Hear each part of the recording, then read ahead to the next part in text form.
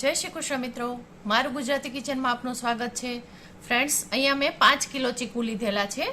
1 kilo આ છે અને 4 કિલો આ છે. તો હું તમને મારા ઘરે ચીકુનો પાવડર વર્ષોથી કેવી રીતે બને છે અને કયા કયા ઉપયોગમાં લઉં છું એ તમને બતાવીશ. તો અહીંયા હું તમને 1 કિલો માટે પાવડર કેવી રીતે બને એ બતાવીશ. આ હું મારી જાતે બીજો બનાવી નાખીશ જેથી કરીને તમને પણ ખ્યાલ આવે. તો ચાલો આપણે શરૂઆત કરીશું. તો ચીકુ એવા પસંદ કરવાના છે કે સરસ પાકેલા હોય છતાંય વ્યવસ્થિત થોડા ટાઈટ હોય એવા આપણે ચીકુને પસંદ કરીશું. અને બધા જ ચીકુને આપણે ધોઈ અને લઈ લીધેલા છે અને બધા જ ચીકુ ખૂબ સારી રીતે કડક અને પાકેલા છે. તો ચાલો શરૂઆત કરીશું. તો 1 કિલોમાં આશરે 11 નંગ જેટલા ચીકુ આવે છે અને સારી એવી મોટી સાઈઝના આવે છે. તો આને પહેલા તો ધોઈ લેવાના છે અને ખાસ આને સારી રીતે બધા જ ચીકુની પાતળી એવી છાલને આપણે ઉખેડી લેવાની છે. એ વાતનું ખાસ ધ્યાન રાખીશું. છાલ જાડી ઉખેડવાની નથી.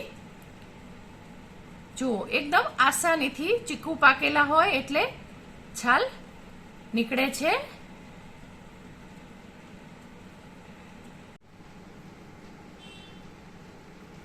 જુઓ ફ્રેન્ડ્સ, ખૂબ સરળતાથી છાલ નીકળે છે અને ઓછી મહેનતે ખૂબ સરસ એવો પાવડર તૈયાર થાય છે. અને આ પાવડર કઈ રીતે આપણે ઉપયોગમાં લઈ શકીએ એ પણ તમને આગળ જઈને બતાવું છું.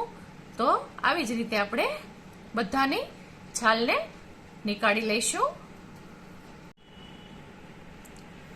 જુઓ, બધા ચીકુની આપણે છાલ સરસ રીતે નીકાળી લીધેલી છે. હવે આ બધા જ ચીકુને ખૂબ સરસ રીતે આમ પાતળી ચિપ્સ કરી અને સમારી લેવાના છે. અને આ વચ્ચેનો જે સફેદ પોર્શન હોય છે એને નીકાળી લેવાનો છે. એ વાતનું ખાસ ધ્યાન રાખીશું.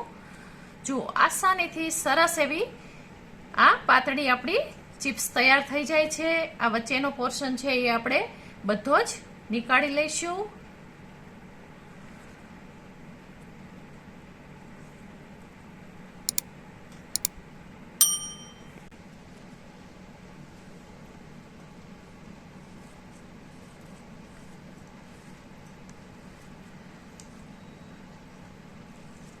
જુઓ, આવી જ રીતે આપણે આ બધી જ એટલે કે બધા જ ચીકુની ચિપ્સને તૈયાર કરી લેવાની છે.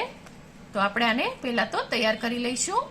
અને ખાસ ધ્યાન રાખવાનું કે બી અને વચ્ચેનો જે સફેદ પોર્શન છે એને આપણે નીકાળી લઈશું. તો આને હું તૈયાર કરી લઉં.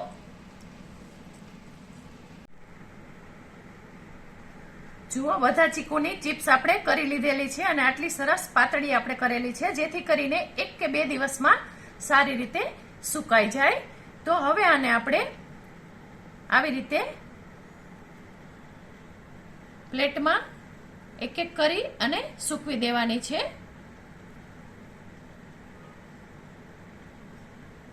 ફ્રેન્ડ્સ, મારા ઘરમાં માત્ર ચીકુ શેક બનાવવા માટે નહીં પરંતુ બીજી ઘણી બધી વાનગીઓ બનાવવા માટે હું આનો ઉપયોગ કરું છું.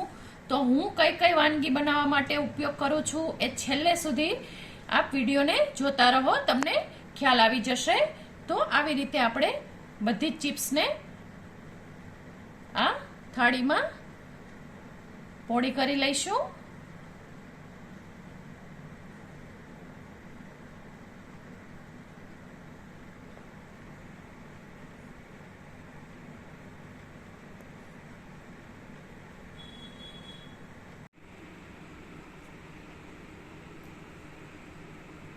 જુઓ ફ્રેન્ડ્સ, આપણે આ ચીકુને સરસ સ્લાઇસ છે એને પ્લેટમાં પોળી કરી દીધેલી છે.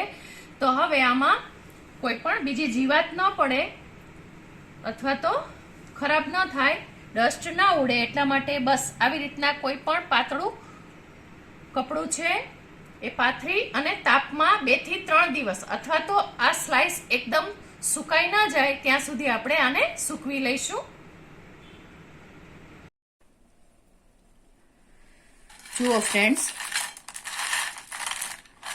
અવાજ સાંભળી શકો છો. 3 દિવસ પછી આ ચીકુ ખૂબ સરસ રીતે સુકાઈ ગયા છે અને આરામથી આપણે આને તોડી શકીએ છીએ. તો હવે આને આપણે ક્રશ કરી લઈશું.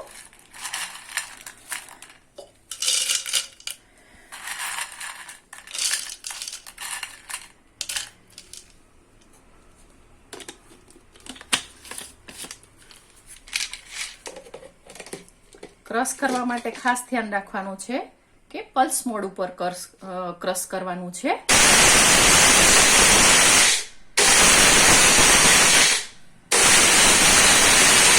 આવી રીતે ચાલુ બંધ કરતા ક્રશ કરીશું.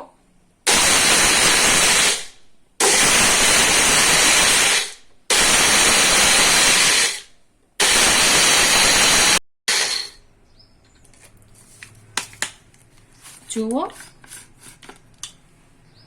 હવે આ પાવડરને આપણે ચાળી લેવાનો છે.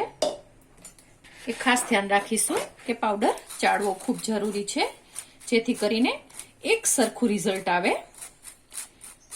તો આવી રીતે આપણે ક્રશ કરતા જઈશું અને ચાળતા જઈશું. વધારાનું હોય એને ફરીથી આપણે ક્રશ કરીશું, જેથી કરીને પાવડર છે એ સારી રીતે છૂટો રહે.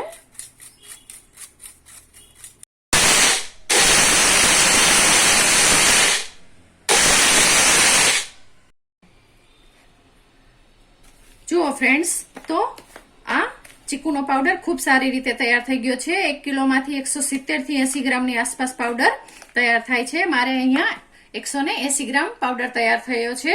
તો આ પાવડર માત્ર ચીકુ શેક માટે જ નહીં, પરંતુ તમે આઈસ્ક્રીમ બનાવવો હોય અથવા તો ભજીયા સાથેની ચટણી બનાવવી હોય, કાજુ કતરીમાં પણ તમે ઉપયોગ કરી શકો છો અને ચીકુ કતરી બનાવી શકો છો. સાથે હલવામાં પણ તમે આનો ઉપયોગ કરી શકો છો. તો ખૂબ જ ઉપયોગી એવો આ ચીકુનો પાવડર તૈયાર છે. તો ફ્રેન્ડ્સ, તમને મારી આ રેસીપી પસંદ પડી હોય તો મારી ચેનલને લાઈક, શેર અને સબસ્ક્રાઇબ ચોક્કસથી કરો. આભાર મિત્રો. જય શ્રી કૃષ્ણ.